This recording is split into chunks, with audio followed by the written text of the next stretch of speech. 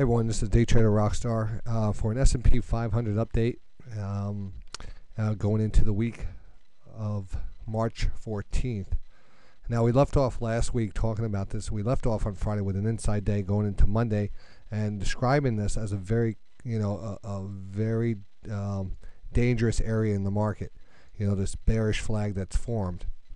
And as we left off with an inside day, we knew that inside days, the kind of compression of the pattern getting tighter and tighter. Usually a move out of the inside day goes the direction of the breakout.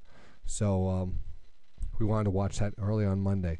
So this also was a very, the important part about this is how the similarities to this and before the flash crash back last May. And we'll take a fast look back here at last May. This is basically where it was right here. We have a very, you can see the similar setup, to pull down, the consolidation, and then we had actually an inside day pattern there and a breakdown of the inside day, and then we had that flash crash soon afterwards. But we had something very similar to that on this week's last week's chart. We had that inside day, we kind of broke down and we consolidated a little bit more, then we continued to break down, and that was where we left off on Friday with a bounce.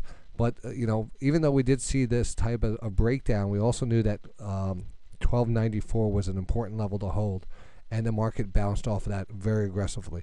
We came down to it, bounced right back up on Friday. So a lot of things are up in the air. We still have news overnight. The futures are down right now, and there's tremendous concern over in Japan, and the market's still feeling the pressure. There's not. So tomorrow, again, we have to go into tomorrow very cautious and seeing how the market reacts off of this. I do believe it's great. We actually just put out the 10 for 1,000 watch list. And what I liked about putting it out tonight is actually you can see the how the market's reacting, so you can plan your focus and plan your trades in the morning, knowing that there'll be some good gap downs and some stocks that are actually right on support levels are going to gap down to support levels. So we have those lined up. Take a look at the 60-minute chart. In the 60-minute chart, you can really see it clear. And it really showed us the last bounce in this market had. The market pulled back. We're in this kind of a bearish flag. All right, I just put these new lines in here recently because I'm always charting this market out. So, but what we were trading in is, oh, come on, let me get rid of this.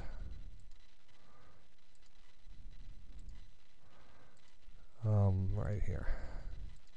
What we were trading is like bear flag, and the breakdown of the inside day. This was it right here, the breakdown of the inside day.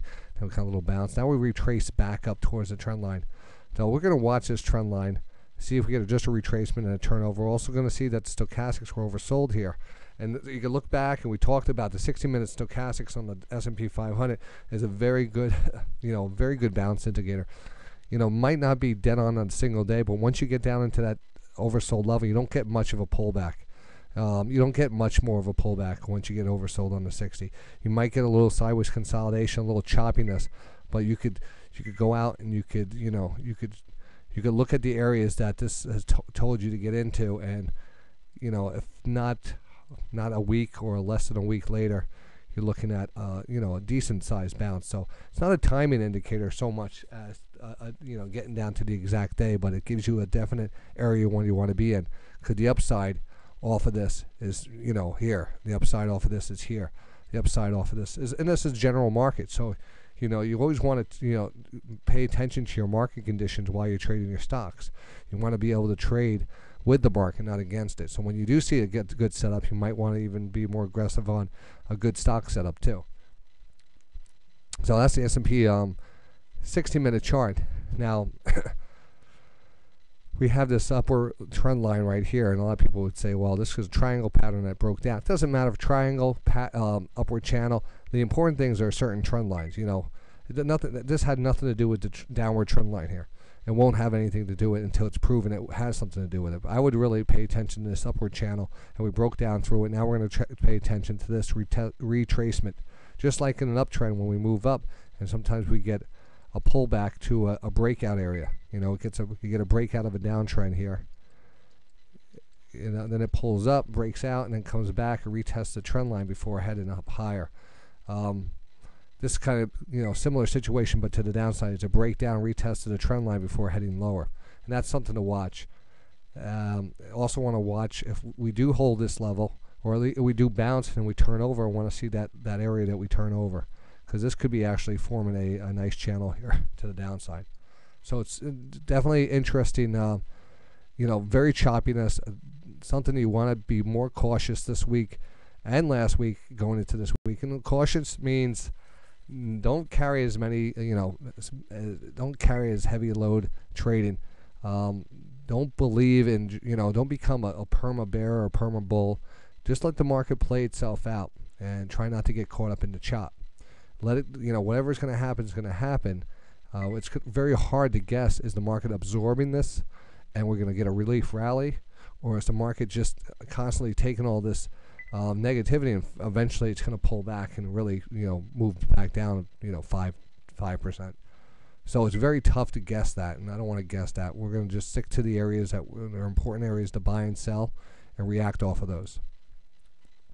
Looking at going into tomorrow, futures are down right now, so you're going to be looking for a gap down. So we also want to pay attention to maybe how far we come down. Do we hold this lower trend line? It'll show up very easily. We'll see it clearly tomorrow. We'll see these trend lines starting to form, and everything will line up, and we'll know exactly what to do. Until then, we'll see what the market brings us. Futures are selling off right now. We're down to 1292.75. And I'm DayTraderRockStar. Hope to see you at DayTradingRadio.com. Broadcasting every day from 8:30 to about 4 o'clock, the whole market a day. And you get this type of education live on the air, so you get to see it happening live. DayTradingRadio.com.